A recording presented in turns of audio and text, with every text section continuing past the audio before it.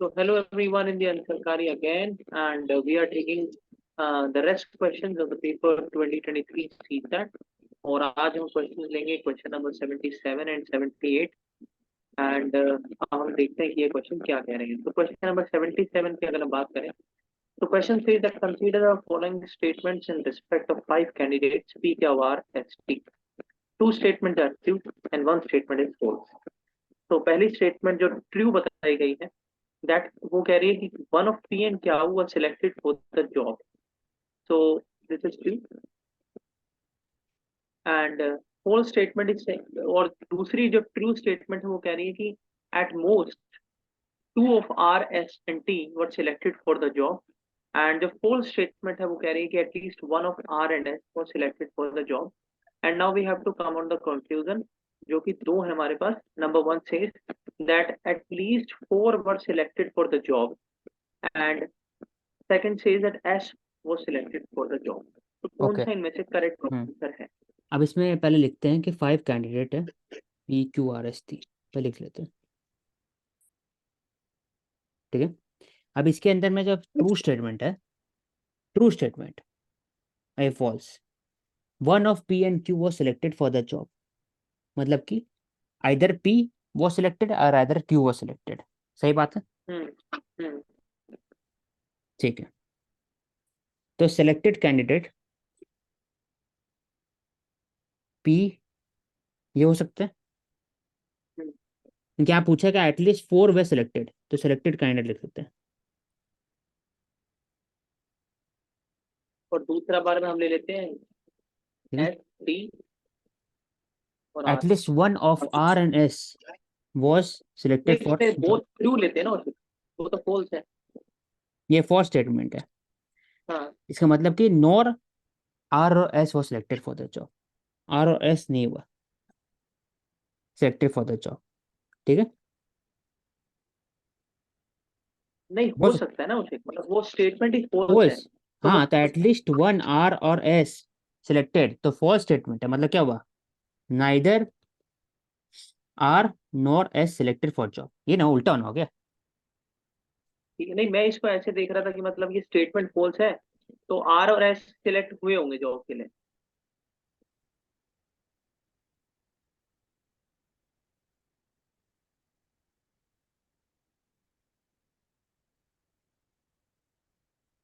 ये सही हेलो। मैंने क्या बोलना चाह रहा है। नहीं मैं बेसिकली ये बोलना चाह रहा हूँ ना कि ये स्टेटमेंट दी हुई है दूसरे वाली और इसको बताया गया कि ये फॉल्स है, यानी स्टेटमेंट ही गलत है। तो अभी ये जो स्टेटमेंट बोल रही है वो कह रही है आर और एस में से कोई सा भी सिलेक्ट हुए हैं जॉब के लिए, तो ये स्टेटमेंट गलत है, यानी इनमें से। रवीश भैया, हाँ इसमें बोला है at least one of R and S was selected, यानी कि ऐसा हो सकता है कि या तो सिर्फ आर हुआ हो या हाँ सिर्फ एस हुआ हो या फिर ऐसा हो। दोनों हुए हो। ये भी हो सकता है, तो वो थर्ड केस भी इंक्लूडेड है, तो ये तीनों चीजें फर्स्ट है। इसका ये मतलब है कि नाइदर आर नॉर एस, इनमें हाँ, से कोई भी सिलेक्ट क्योंकि नहीं होगा। फॉल्स है ना ये, तो ट्रू करने के लिए क्या होगा, ठीक ट्रू करने के लिए होगा नाइदर आर। अब ट्रू स्टेटमेंट पता है कि ठीक। RST was selected for job, लेकिन इससे पता चलता है, ऊपर वाले स्टेटमेंट पता चलता है कि R एंड S होगा ही नहीं, सिर्फ T होगा इसमें। तो पहली ठीक है। स्टेटमेंट गलत हो गई। हाँ, नहीं तो T होगा ना, सिर्फ R एंड S, T और T, इसमें से दो जन सिलेक्ट हुआ है, ये ट्रू स्टेटमेंट है। एट नहीं मोस्ट पूछा है यहाँ पर। कंक्लूजन वन मैं बोल रहा हूँ, एट वो मोस्ट, गलत हो गया ना। एटलीस्ट नहीं बोला, एट मोस्ट, मैक्सिमम।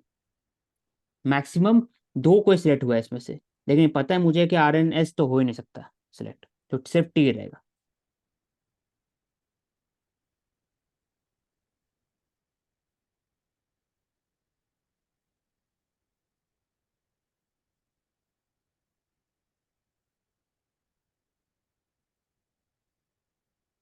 तो कंक्लूजन वन गलत हुआ ना उसे।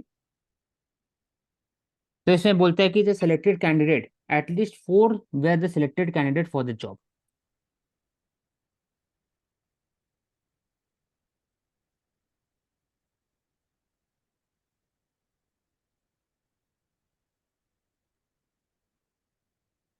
तो इसमें बात करता है कि सही गलत हो गया, तो ये गलत हो गया स्टेटमेंट, क्योंकि इसमें तो नहीं निकल रहा आंसर।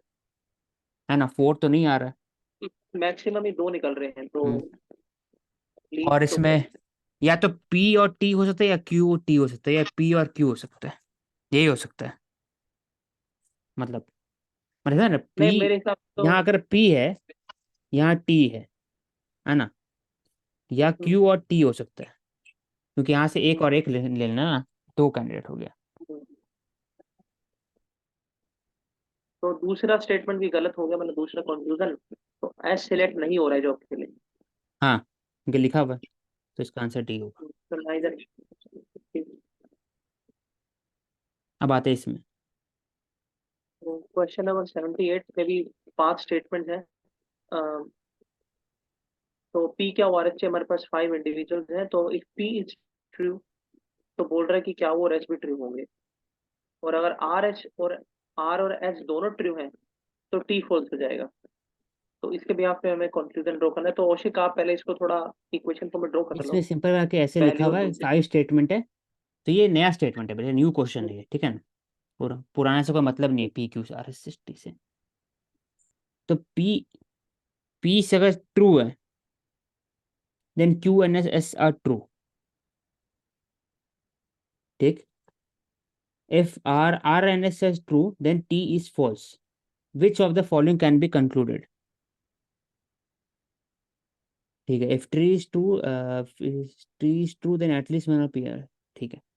अब पी अगर ट्रू है, तो हम लोग बोल सकते हैं कि क्यू एस भी ट्रू है, सही बात है।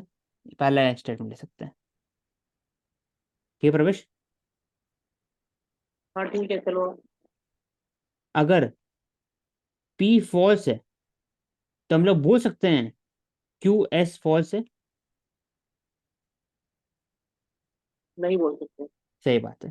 तो ये हम लोग नहीं बोल सकते, तो ये काट देते हैं। अब इसी सेम में आते हैं, आर एन एस ट्रू है, तो बोल सकते हैं कि टी फॉल्स है, लिखा हुआ है। हाँ, वो लिखा हुआ है। लेकिन आर और एस, अरे आर और एस फॉल्स है, तो बोल सकते हैं टी इक्वल टू तो फॉल्स है, नहीं। नहीं बोल सकते।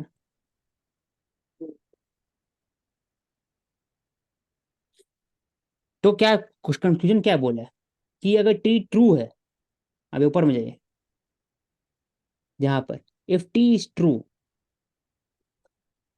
ठीक है, तो then P one of P and Q, P and R must be false, नहीं, नहीं हो सकता। नहीं हो सकता, सही बात है। और उसका कोई कनेक्शन ही नहीं है ना आपस में। मतलब ऐसे कनेक्शन ढूंढ भी सकते हैं, एक सेकंड रुकिए। हाँ, कनेक्शन दिया हुआ है, देखो।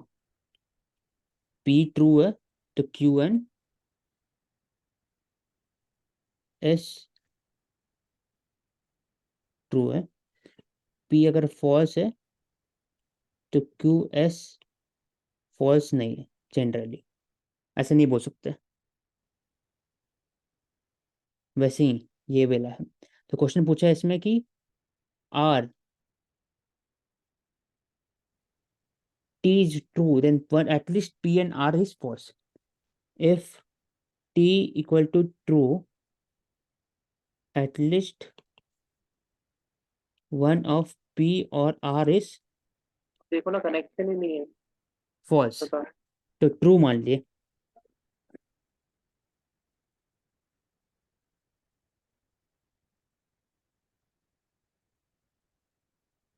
पी ट्रू है, इसका मतलब एस भी ट्रू है, ये बात सही है, ऐसे बोल सकते हैं।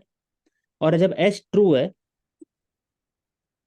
तो आर कहाँ से आ रहा है, वन ऑफ पी और आर इज फॉल्स।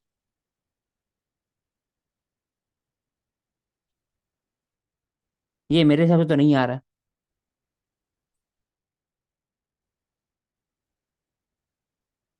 तो कुछ बोलना है प्रेरणा इसमें। क्वेश्चन पे लेके जा एक बारी।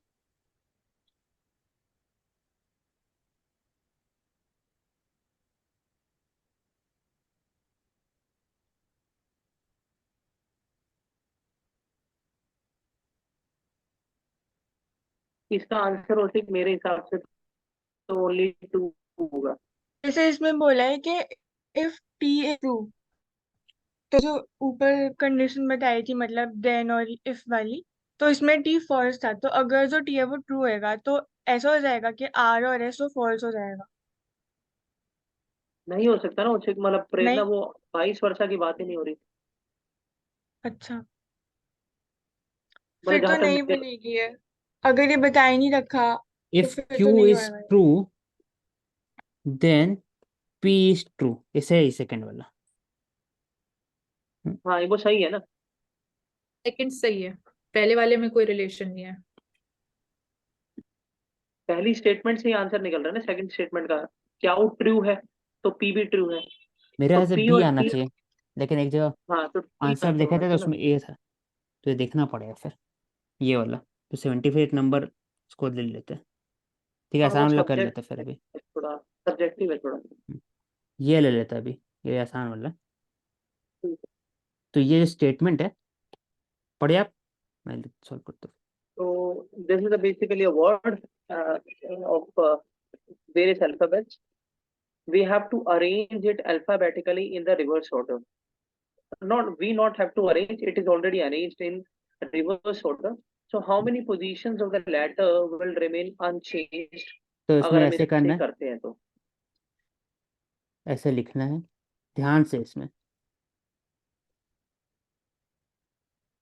क्योंकि इसमें ज़्यादा सोचना नहीं है।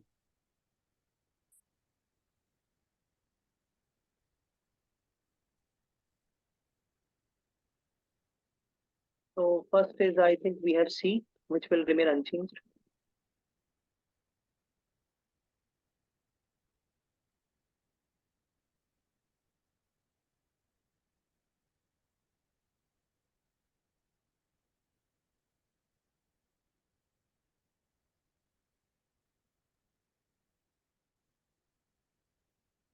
चलो सही हो गया। अब ये इसमें अनचेंज पूछना है, अनचेंज देखना है। देख तो ये एन आ गया एक। C आ गया ना उसे सबसे पहले, C, A B C।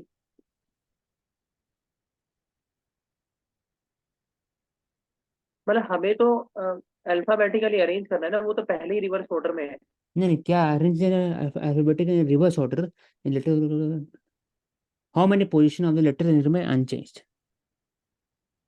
हाँ तो सबसे पहले जैसे लिखा हुआ INC, तो यहाँ पे आएगा ABC, यानी C अपनी पोजीशन पे है। उसके बाद अल्फाबेटिकली रिवर्स ऑर्डर में करना है इसको। ABCDEFGH। हाँ, ये इनकम्प्रेहेंसिबल है। तो पहले तो आई सी आई हो गया, आई होगा।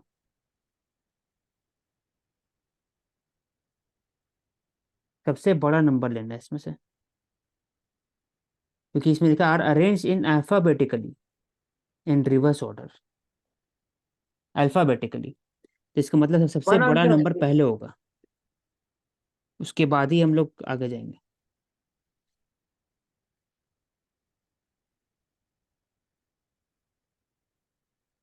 तो टी सबसे पहले आएगा, फिर यहाँ एस है, समझ रहे हो प्रवेश?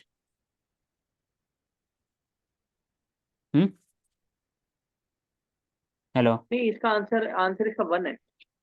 हेलो, नहीं, इसका आंसर टू है, मैं पता है ना। 2 है। इसमें मैंने ठीक। रिवर्स ऑर्डर नहीं पूछा है इसमें, इसमें अल्फाबेटिकली रिवर्स ऑर्डर पूछा है। मतलब कि अल्फाबेटिकली, मतलब कि अगर ए से बी से लेकर जेड है तो जेड पहले आएगा, समझ रहे हो? फिर बी, फिर ए अच्छा। आएगा। तो इसमें जो सबसे बड़ा कौन सा है? टी है सबसे बड़ा, तो टी पहले आएगा। आर एस टी, तो टी पहले आएगा ना, टी सबसे पहले लिखेंगे। एस, तो एक दो एस हो गया, दो एस हो गया यहाँ पर, ऐसे आर करके आएगा। करना, उल्टा। सबसे छोटा नंबर क्या है इसमें से? बी है सबसे छोटा, तो बी यहाँ पर आएगा। ऐसे करके अरेंज करना है इसको। तो ठीक यहाँ है। पर देखना सी है, यहाँ पर सी आया, फिर सी डी ई ई आएगा, फिर ई ई दो बार आएगा, फिर एच फिर आएगा। एक और ई आएगा, एच आएगा, फिर आई आएगा, एक दो तीन, 2 बार आएगा। 3 आई बार आई, नहीं 4 बार आई है वो। आई आई आई आई 2 हो गया इसका, तो 2 आई आ चुका। उसके बाद फिर एक और आई है, ये वाला आई, आई आ गया। फिर आई एल मैंने एल, एल आ गया। फिर 5 एल आ आई गया। है उसी के पूरे अंदर। हाँ हाँ 5 आई है, 1 2 3 4 5, यहाँ पर एल आ गया। फिर उसके बाद फिर एन आ गया ना। एम, एन, नहीं एम तो है। अच्छा एम एल और एम फिर N, N. L M N होता है ना, तो एल एम एन हुआ। फिर एन, हम्म, एक और एन हो गया यहाँ पर, एन, एन आ गया। फिर ओ हो गया, ओ। फिर P, P, Q R, R, S S T. तो इसमें यही वाला सिर्फ बचा है, सिर्फ ये आई और ये आई, और कोई नहीं है। तो इसमें लिखा हो कि how many position of letters remain unchanged. जो पोजीशन था इस समय अनचेंज कहाँ रहा, तो नीचे भी आई है ऊपर भी आई है, सेम पोजीशन है। समझ रहे हो? तो हम्म, अल्फाबेटिकली ऑर्डर में इसको किए रिवर्स। ठीक है, इसको एंड कर दो फिर। Okay, so thank you so much for being with us and keep watching Ansarkari and do share and subscribe. Thank you so much.